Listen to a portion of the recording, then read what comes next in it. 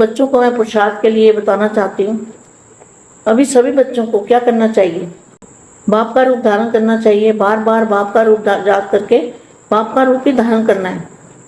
सभी बच्चे अगर मिलकर बाप का रूप धारण करेंगे तो समय की समाप्ति हुई पड़ी है।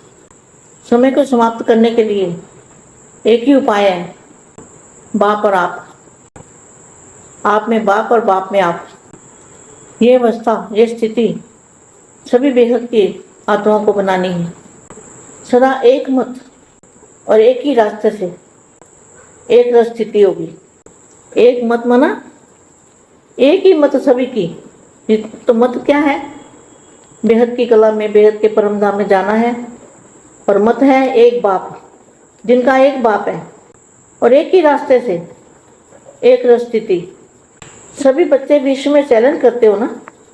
क्या चैलेंज करते हो कि मुक्ति और जीवन मुक्ति, मुक्ति और जीवन मुक्ति का वर्षा सेकंड में प्राप्त कर सकते हैं। ये चैलेंज करते हो ना?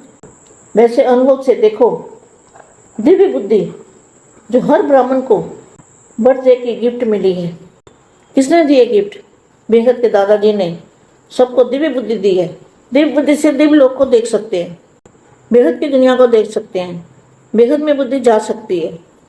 तो अनुभव से देखो, दिव्य बुद्धि जो हर ब्राह्मण को बर्थडे की गिफ्ट मिली है। ब्राह्मण नाम संस्कार हुआ। ब्राह्मण बने कब बने? जब दादाजी ने जन्म दिया, दिव्य जन्म, दिव्य बुद्धि। तो ब्राह्मण नाम संस्कार हुआ और दिव्य बुद्धि की गॉडली गिफ्ट बाप द्वारा मिली। उस दिव्य बुद्धि के आधार पर सोचो, ज्ञान भी सेकंड का है। ज्ञान क्या है?